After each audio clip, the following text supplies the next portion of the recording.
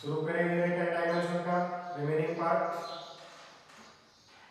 इसका dimensional method हमने सीख लिया था कि डायमेंशन कैसे बनाए, एम एल और टी के रूप में उनको रिप्रेजेंट करना था।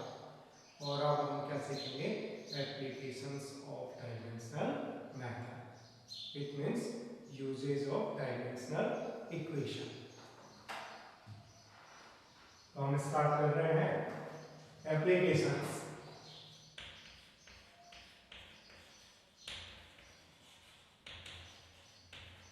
Applications of dimensional equations।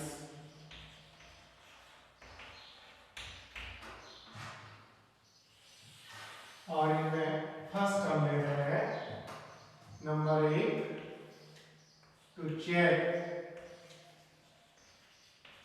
The correctness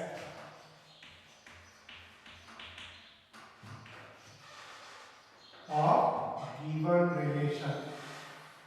पहली एप्लीकेशन क्या है, to check the correctness of given application या given formula। देखो कैसे चेक करेंगे, किसी भी इक्वेशन में, कोई भी इक्वेशन हो, उसके लेफ्ट साइड और राइट साइड के डायमेंशंस हमेशा क्या रहते हैं, सेम रहते हैं। किसी भी इक्वेशन की लेफ्ट और राइट साइड, बोथ साइड के dimensions always remains same. This is known as the principle of homogeneity of dimensions. क्या कहते हैं इसको, the principle of homogeneity of dimensions. किसी भी इक्वेशन के लेफ्ट और राइट साइड की, बोथ साइड की डायमेंशंस हमेशा सेम रहते हैं। तो इसको काम में लेंगे। तो आप मेथड देखिए, देखो प्रैक्टिकल करके देखिए, जरूरत ही नहीं पड़ेगी। तो चेक द कैरेक्टर्स, मैं कोई एक एग्जांपल ले रहा हूँ। एग्जांपल फर्स्ट, जैसे हमने कोई इक्वेशन पढ़ा v equal to u plus 80, हमें इसकी करेक्टनेस चेक करना है। ये क्वेश्चन दिया है कि चेक द करेक्टनेस।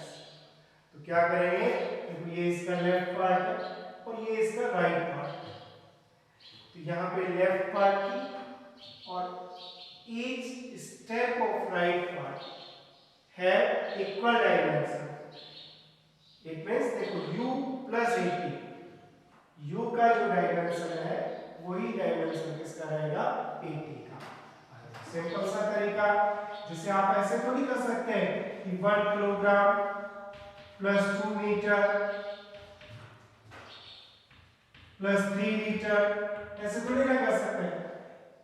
कैसे करेंगे, केजी में केजी ऐड हो सकता है, मीटर में मीटर ऐड हो सकता है, लीटर में लीटर ऐड हो सकता है, ऐसे नहीं हो सकता।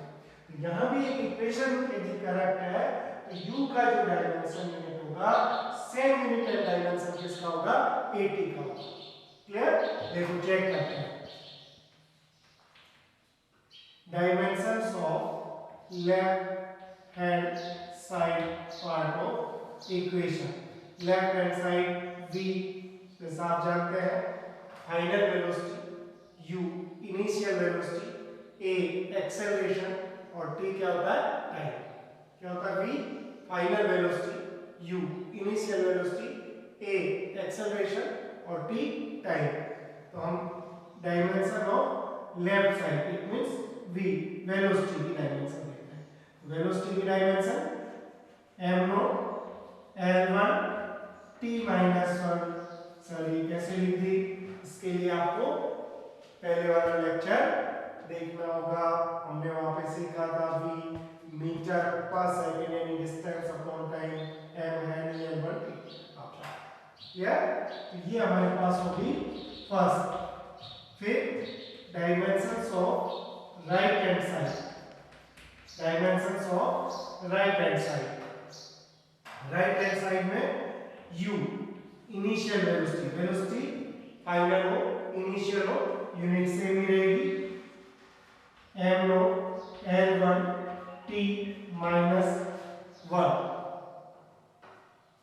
और अब इसी में देखो dimensions of 80 a acceleration metre पर second square L1 minus into T time क्या बचा मास है m नोट लिख सकते हैं L1 -2 और +1 कितना रह गया -2। तो देखो यहाँ पे लेफ्ट साइड की और राइट साइड की डायमेंशन सभी क्या है m0 L1 t-1 या u का चेक किया m0 L1 t-1 80 का चेक किया m0 L1 t-1 it means given equation is correct. समझ गए ना मेरी बात जिससे हमने कभी याद नहीं रहा हमें और गलती से हमने लिख दिया ऐसे u चेक द करेक्टनेस। तो करेक्टनेस चेक करोगे देखो डायमेंशन करोगे या स्क्वायर करोगे तो ये डायमेंशन इक्वल नहीं रहेंगे। It means this relation was wrong. Clear. और देखते हैं देखो हम इसकी ज्यादा से ज्यादा एग्जांपल्स करें ज्यादा से ज्यादा और फिजिक्स का फंडा यही है आप क्वेश्चंस में जो सीखा है उसको अप्लाई करें तो आपके सेल्फ के कॉन्फिडेंस भी डेवलप होगा कॉन्सेप्ट भी डेवलप होगा। एक दूसरा एग्जांपल ले रहा हूं for example A given relation of force centimetre force F equal to mv square upon r where F is force, m is mass, v is velocity और r radius। F is force, m is mass, v velocity, r radius। यहाँ भी हमें question क्या है check the correctness of given relation. Check करते हैं वापस देखो कैसे dimension of left hand side it means dimensions of force. Force का डायमेंशन लिखिए करेक्ट m1 L1 t -2 ये हमने लेफ्ट साइड का डायमेंशन लिखा। Dimension of right hand side में एक स्टेप है mv स्क्वायर अपॉन r। देखो dimension of mass m v dimension of velocity L1 t -1 metre पर सेकंड स्क्वायर है और upon r radius distance l क्या फॉर्मूला बनाया ऐसे देखो m1 L1 और L1 नीचे देखो लेकिन एक स्टेप और बढ़ाते हैं इसमें कंफ्यूज ना हो। देखो m यहाँ पे स्क्वायर का ये कितना हो गया L2 t -2 नीचे हमारे पास क्या है L1 सोल्व कर सकते हैं समझ गए होंगे। देखो m1 2 ऊपर लाएंगे -1 L1 t -2 चेक किया देखो हमारे पास लेफ्ट साइड की डायमेंशन क्या थी m1 L1 t -2 समझ में आ गई बात। सेकंड पार्ट को सोल्व करके लाए डायमेंशन क्या आई m1 L1 t -2 both side की डायमेंशंस कैसी हैं same. It means LHS part की जो डायमेंशन है equal to RHS part. It means given relation is correct. Clear आई बात समझ में। एक और एग्जांपल आप ट्राई कर सकते हैं आप खुद भी ट्राई कर सकते हैं मेथड सीख लीजिए। थर्ड रिलेशन मैं आपको दे रहा हूं a given relation nu equal to 1 upon 2l under root t upon m। यहाँ पे पूछा है check the correctness of given relation. Clear. यहाँ मैं आपको बता दूं nu frequency nu means frequency vibration per second l length of string l means length of string T tension force tension force and mass per unit length. मैं denote कर देता हूँ। Formula कहाँ से आया ये हमें भी सीखना है। हम तो डायमेंशनल मेथड से इसकी करेक्टनेस चेक कर रहे हैं। न्यू क्या है यहाँ पे,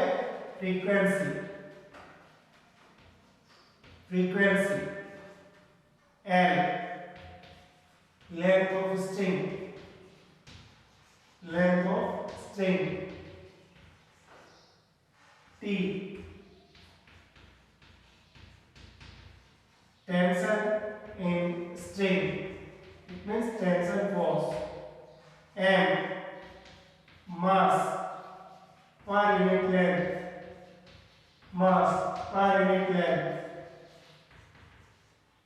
of string। यहाँ ध्यान रखना, गलती है आपका, कुछ जल्दबाजी में एम लिख देते हैं। ये क्या है, मास पर यूनिट लेंथ। क्लियर? देखो वापस प्रिंसिपल ऑफ होमोजेनिटी से देखते हैं। Dimension of left hand side में क्या है, frequency it means vibration per second. सीखा था हमने। डायमेंशन फॉर्मूला क्या हो गया, m not l not 1/t है, ऊपर ले जाए t-1। ये लेफ्ट साइड की डायमेंशन होगी। डायमेंशंस ऑफ राइट हैंड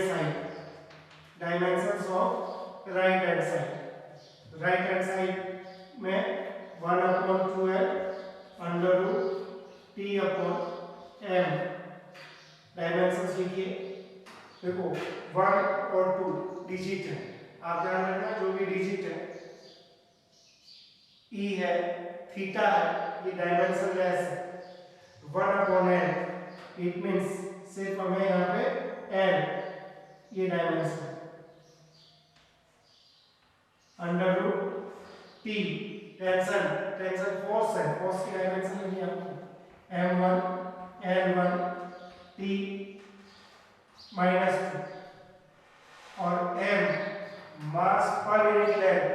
देखो मास m1 l को ऊपर ले क्या हो जाएगा, -1 mass per unit length m1 l -1। Clear? Solve करते हैं। देखो हमारे पास क्या बचा भाई, 1/l अंडर रूट में देखो m1 हट गया, l को ऊपर लिया तो l2 t-2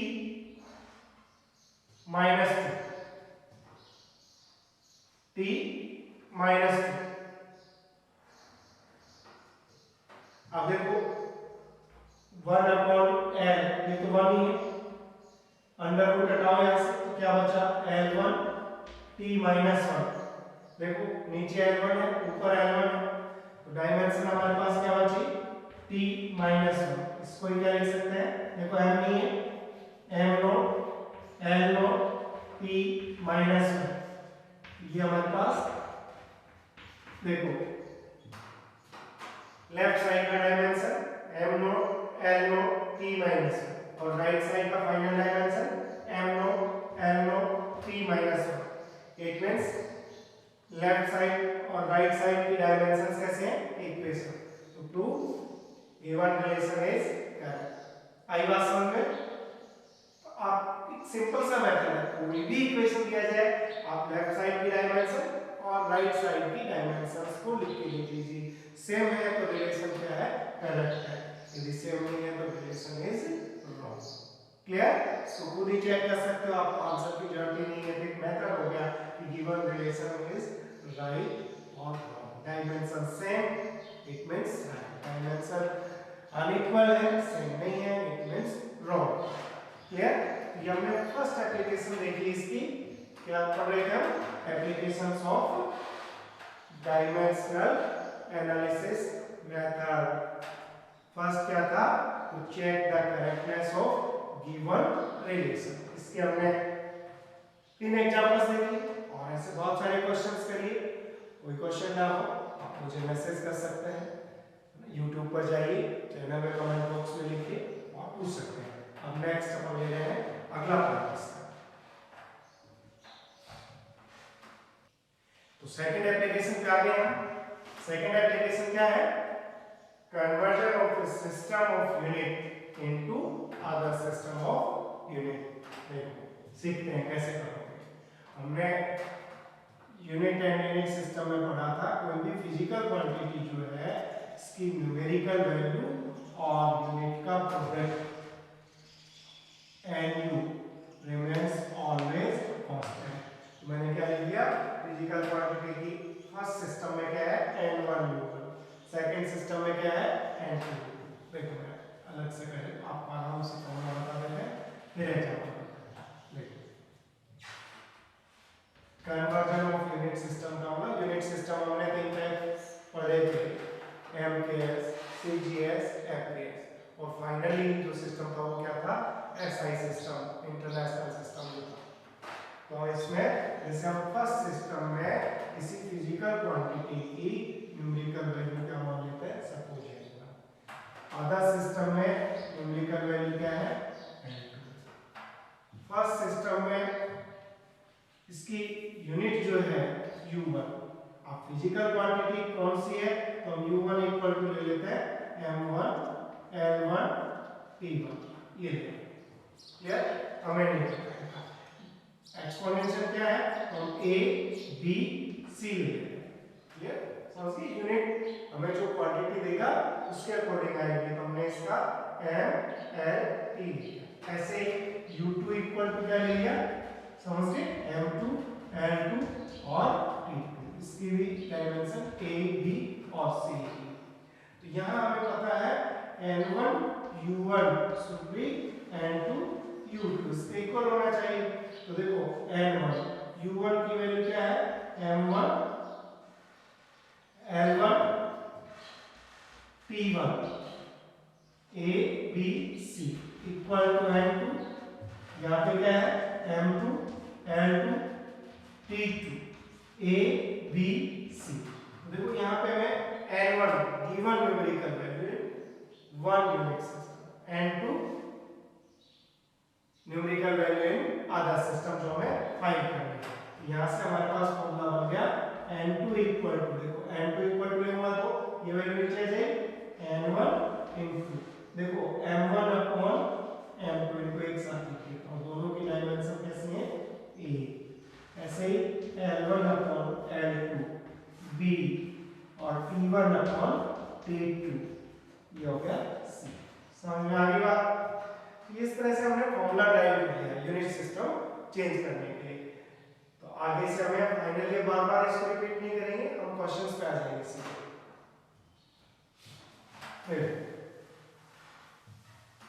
जैसे हमें फॉर एग्जांपल हमें दिया है example first, value of force in one unit system is 1 Newton in change 1 Newton into डायन। ये question it means MKS system से हमें किस में कन्वर्ट करना है? CGS सिस्टम में कन्वर्ट करना है। 1 न्यूटन को डायन में कन्वर्ट करना है। जैसे हमारे प्रैक्टिस में आ गया कि 1 मीटर को हमें CGS में करना हो तो हम सिंपली क्या लिख देते हैं? 1 मीटर इक्वल टू 100 सेंटीमीटर। तो ये हमारी प्रैक्टिस में आ गया, मेथड का नहीं पता था लेकिन हमें पता है। अब हमें बहुत सारी फिजिकल क्वांटिटीज आनी है तो हमें उस मेथड का पता होना चाहिए। तो हम वो मेथड सीखना है कि हमें 1 न्यूटन में कितने डायन होंगे ये सीखना है। तो अभी हमने फॉर्मूला क्या पढ़ा भाई? n2 equal to n1 m1 upon m2 l1 upon l2 और t1 अपॉन t2 c। ये फॉर्मूला लिख लिया। अब हमें a b c जो वैल्यूज है, एक तो इनकी वैल्यू चाहिए। तो ए बी सी डायमेंशन यहाँ किसकी लेनी है? हमें फोर्स की। किसकी डायमेंशन लेनी है? हमें फोर्स की। तो देखो फोर्स की डायमेंशन फॉर्मूला क्या बताया? तो m1 l1 t minus 2 a equal to कितना है? 1, b इक्वल टू कितना है? 1, c इक्वल टू कितना है? -2। आई बात समझ में? अब देखो सिंपल तरीका क्या है? n2 equal to n1 1 newton किसमें एमकेएस से हमें किसमें कन्वर्ट करना है सीजीएस। फर्स्ट सिस्टम किसमें एमकेएस में, सेकंड सिस्टम किसमें करना है सीजीएस में। जैसे 1 kg सीजीएस में हमें इसको ग्राम में करना है। L1 1 मीटर, सीजीएस में क्या होता है सेंटीमीटर। टाइम सेकंड, सभी सिस्टम में सेकंड ही लेते हैं। तो अब देखो चेक करो 1 kg इक्वल टू क्या लिख सकते हैं 1000 gram upon gram. A equal to कितना है 1 metre 100 centimetre upon centimetre. B equal to कितना है 1 सेकंड, सब जगह ये है माइनस है। क्लियर? देखो ये कैंसिल हो गए, हमारे पास मैग्नीट्यूड आ गया 1 into 1000 पावर 1 into 100 पावर 1 और 1 का स्क्वायर माइनस 1 ही रहेगा। तो देखो कितना है 1 2 3 4 5 10 की पावर 5, ये मैग्नीट्यूड है। इट मींस हमारे पास रिलेशन क्या आ गया 1 न्यूटन इक्वल टू क्या रहेगा 10 to the power 5 dyne. Clear? एक सिंपल मेथड, ये फॉर्मूला बनाया हमने m1 किलोग्राम मीटर सेकंड, ये ग्राम सेंटीमीटर सेकंड, एमपीएस को किसमें कन्वर्ट करते हैं सीजीएस में।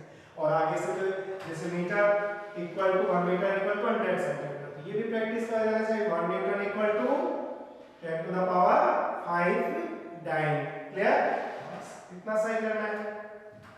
एक और एग्जांपल देखते हैं अपन, सेकंड एग्जांपल।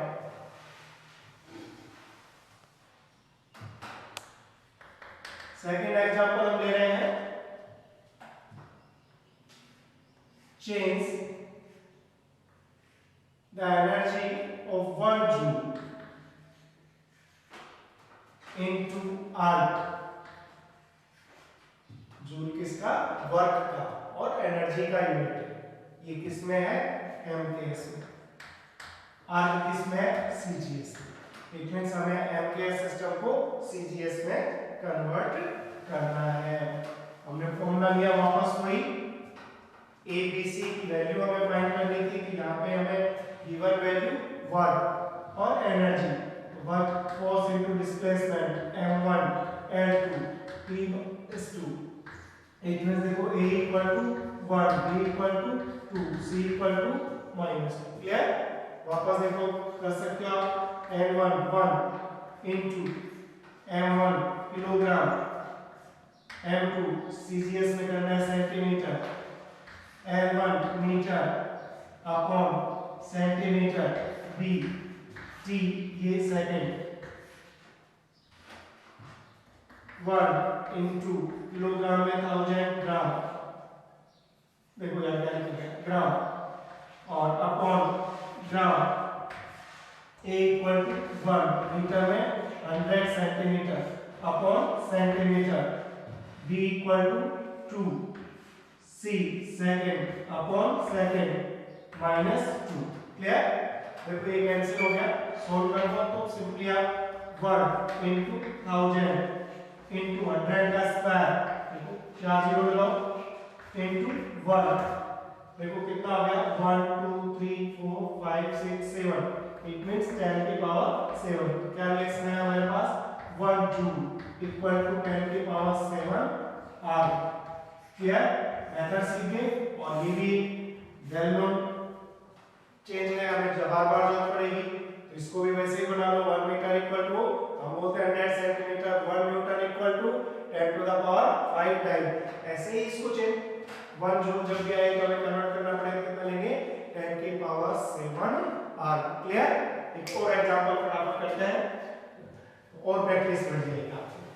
थर्ड एग्जांपल में ले रहा हूं, if value of gravitational acceleration is 9.8 metre पर second square in MKS system, then find the value in CGS system. हमें क्या दिया कि ग्रेविटेशनल एक्सेलरेशन की वैल्यू 9.8 मीटर पर सेकंड स्क्वायर है किसमें एमकेएस सिस्टम में, सीजीएस में क्या होगी। वापस देखो फॉर्मूला वही रखेंगे, सेम फॉर्मूला रखा फॉर्मूले के बाद हमें ए बी सी की वैल्यू चाहिए। तो देखो जी ग्रेविटेशनल एक्सेलरेशन और acceleration dimension m not l1 t minus 2, it means a equal to 0, b equal to 1 और c equal to -2, c equal to -2। आई बात समझ में? देखो n2 equal to n1 हमें गिवन वैल्यू क्या है 9.8, m1 1 kilogram upon gram, a 1 metre upon centimetre, b और second upon second, c। अब आपके लिए स्पीड पर जट जाएगी भाई। अब सिंपल हो गया, बार बार वही चीज कर रहे हैं। 9.8 into 1000 gram upon gram into 100 centimetre upon centimetre, second upon second, C. अब इनकी एबीसी की वैल्यू लिखो। देखो a equal to 0, a equal to 0, b equal to 1 और c इक्वल टू -2। और कोई भी वैल्यू हो x की पावर 0 है, c की पावर 0 हो तो वैल्यू कितनी हो जाती है 1। क्लियर? कोई भी क्वांटिटी हो इसकी वैल्यू कितनी होती है 0 पावर तो 1 इनटू देखो 100 की पावर 1 और यहाँ 1 से 1 ये। तो देखो कितना हो गया 9.8 into 100, 9.8 into 100 को सोल्व किया तो कितना है आपके पास इक्वल टू 980। इट मींस हमने क्या सोल्व किया, देखो वैल्यू कितनी थी m के इसमें 9.8 मीटर पर सेकंड स्क्वायर इक्वल टू कितना हो गया 980 सेंटीमीटर पर सेकंड स्क्वायर। ये वैल्यू हमने निकाली किसमें आ गई सीजीएस में करना। क्लियर? तो आप किसी भी क्वेश्चन को आप प्रैक्टिस से सीख सकते हैं। तो ये हमने दो एप्लीकेशन सीख ली है। पहला था चेक द करेक्टनेस और फिर था यूनिट सिस्टम। अब थर्ड एप्लीकेशन इसकी फाइनली हम सीख रहे हैं।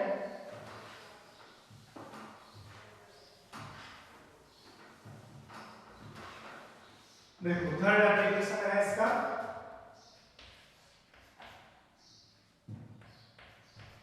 To drive the relation between different physical quantities, to drive the relation between different physical quantities। चिंता करने की जरूरत नहीं है, आराम से देखो समझते। मैं इस पे एक एग्जांपल से इसका मेथड समझा देता हूँ, फिर आप खुद ही कर पाएंगे। जैसे हमें कोई क्वेश्चन दिया,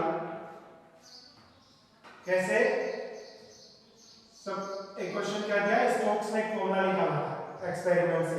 उसने बताया कि viscous force in A homogeneous medium F is depends on mass of ball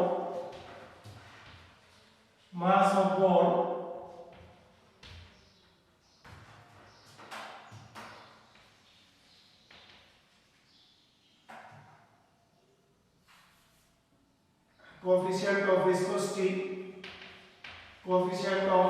viscosity eta and velocity of ball। ये क्वेश्चन हमें क्या मिला, according to Stokes experiment viscous force F is depends on mass, coefficient of viscosity and velocity। तो हमें find the relation of force, ये question है force का relation. तो देखो सिंपल तरीका क्या है, आपको जिसका रिलेशन फाइंड करना है वो लिखिए, find the relation of force. ये इज डिपेंड्स अपॉन किस पर डिपेंड करता है, वो प्रोपोर्शनल लगाएं और लिख दो। किस पर डिपेंड कर रहा है, mass of ball, viscosity coefficient और क्या लिया है रेडियस, इन पर डिपेंड करता है। क्लियर? आप आराम से क्वेश्चन पढ़ लीजिए। देखो किस किस पर डिपेंड कर रहा है ये, coefficient of viscosity, velocity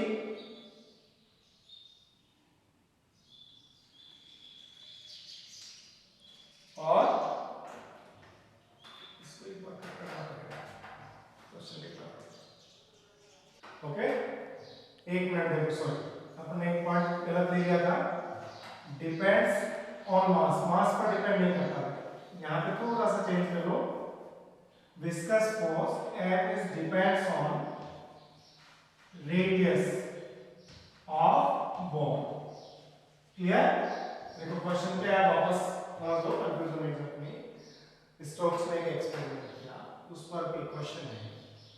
viscous force is depends on radius, R से लिखा है, कोएफिशिएंट ऑफ विस्कोसिटी N से लिखा है, एंड वेलोसिटी V से। इन पर डिपेंड करता है। क्या मेथड हमारा, देखो ये फोर्स लिया, इस पर डिपेंड कर रहा है radius, viscosity coefficient and velocity. Proportional करके डायमेंशन हमें नहीं पता, A B C सोल्व करने के लिए कोई कांस्टेंट K लिख दो, R A B और ये C, ये हमने लिख दिया C वेलोसिटी। क्लियर? अब बस वापस वही तरीका, प्रिंसिपल ऑफ होमोजेनिटी से इसको सोल्व करेंगे। लेफ्ट साइड की जो डायमेंशन लेंगे उसकी राइट साइड की डायमेंशन से कंपेयर करेंगे। देखो यहाँ पे लेफ्ट साइड क्या है, फोर्स, फोर्स की डायमेंशन लिख रहा हूँ M1 L1 T - 2। क्लियर? ये कांस्टेंट है, डायमेंशन लेस रहेगा। R रेडियस यानी लेंथ की डायमेंशन लेनी है, ये A हो गया। Theta coefficient of viscosity M1 L-1 T - 1, ये कहां से लिखा, पहले वाला लेक्चर देखिए, डायमेंशन कहां से सीखिए। और इसकी डायमेंशन अपने लिखी D। वेलोसिटी इसकी डायमेंशन लिखी L1 T - 1 cos c। और सब इसको सोल्व करते हैं। देखो K यहाँ पे तीनों में M 1 × B, क्लियर? L देखो A - B और +C। L का देखो यहाँ से क्या है A, यहाँ से क्या है -B और यहाँ से क्या है +C। ठीक है सर? तीनों में T को चेक करिए, T यहाँ पे क्या है -B और यहाँ पे क्या है -C। बन गया इक्वेशन। इधर डायमेंशंस को चेक करिए, M1 L1 T - 2। बस सिंपल आप कंपेयर कर दो। देखो M L T, यहाँ पे जो पावर साइन है ऐसी होनी चाहिए, सेम होनी चाहिए। M की पावर यहाँ पे क्या लिखा हुआ है B, इट मींस हमारे पास क्या है B = 1। आई बात समझ में? देखो L में देखो L का कितना लिख रखा है A - B + C equal to कितना आना चाहिए 1। और यहाँ देखो T पर क्या लिख रखा है -B - C इक्वल टू क्या है -2। क्लियर? तो देखो यहाँ पे अब B की वैल्यू रखते हैं, कितना 1, उधर ले जाएंगे, +1 होगा, माइनस से माइनस कैंसिल होगा, C इक्वल टू कितना आ गया 1। अब देखो A फाइंड करना है, B की वैल्यू और C, B का 1 है, C का 1। देखो A यहाँ पे 1 लिखा, यहाँ पे भी 1 लिखा, और ये देखो A इक्वल टू कितना है 1। यहाँ पे हमारे पास इन वैल्यू आ गई, B = 1, A = 1, C = 1। तो इट मींस देखो फॉर्मूला बन गया हमारा, A B C की वैल्यू पुट कर दो। सिंपल यहाँ पे फॉर्मूला था F = K। देखो R की पावर 1, B = 1, C और C = 1। या फिर हम इसको F = K R θ V formula हो गया। आई बात समझ में? सिंपल तरीका है कि जिस पर डिपेंड करता है प्रोपोर्शनल टू करके लिख ले, और फिर F = कांस्टेंट लगाया, ABC लिखा और डायमेंशन से हमने कंपेयर कर लिया। आप देख लिया आराम से, एक बार नोट कर सकते हैं। और फिर मैं नेक्स्ट एग्जांपल ले रहा हूं। नेक्स्ट क्वेश्चन नोट कर सकते हैं आप, एक और क्वेश्चन नोट करते हैं।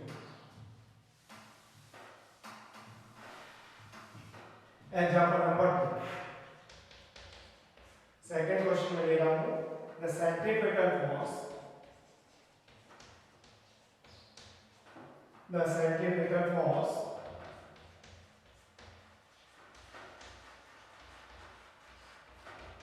F acting on a particle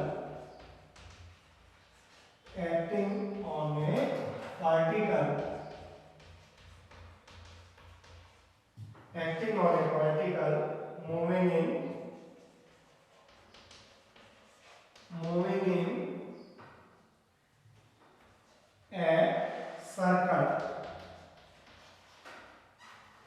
may depends upon mass, velocity and radius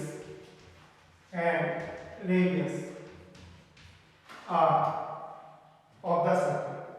Determine the formula of f. Clear? तो हमें क्वेश्चन क्या मिला आप नोट कर सकते हैं, खुद भी ट्राई कर सकते हैं.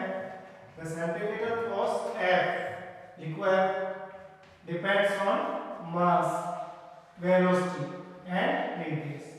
F powers A, B, C. Once again, constant K, A, B, C.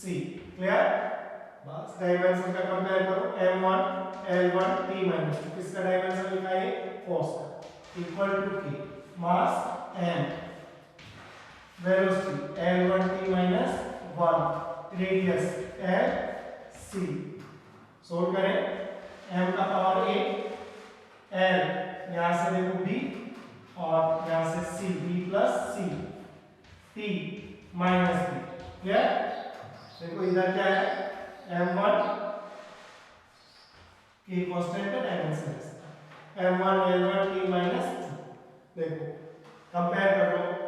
A equal to 1, फिर L को चेक करो.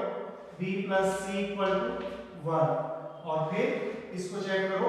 माइनस B इक्वल टू क्या है? Minus 2. It means B equal to 2. देखो हमारे पास A की वैल्यू आ गई, B की वैल्यू आ गई, B की वैल्यू यहाँ पुट करो. तो देखो C की वैल्यू 1 माइनस 2 माइनस 1. तो तीनों की वैल्यू मिली. बस फॉर्मूले में पुट करो. देखो F फॉर्मूला ले आओ. F equal to K M. A equal to कितना है भाई? देखो 1. फिर B इक्वल टू देखो कितना है? 2 और C इक्वल टू कितना है? माइनस 1. देखो हम कैसे लिख सकते हैं इसको? F इक्वल टू M 1 को 1 नहीं लिखे 20 का, इसको नीचे ले आएंगे क्या हो जाएगा? F इक्वल टू ये कांस्टेंट है. F equal to m square upon r. Clear? ये लिमिटेशंस भी है कि कांस्टेंट को डायमेंशनल मेथड से नहीं पता लगाया जा सकता. तो हमारे पास फॉर्मूला क्या बन गया? F equal to m square upon r. तो इस तरह से हम तीनों एप्लीकेशंस इसकी पढ़ चुके हैं. फर्स्ट क्या था? Check the correctness. सेकंड क्या था? Conversion of a system of unit into another system. और थर्ड क्या था? To drive the relation between different physical properties. Have a nice day.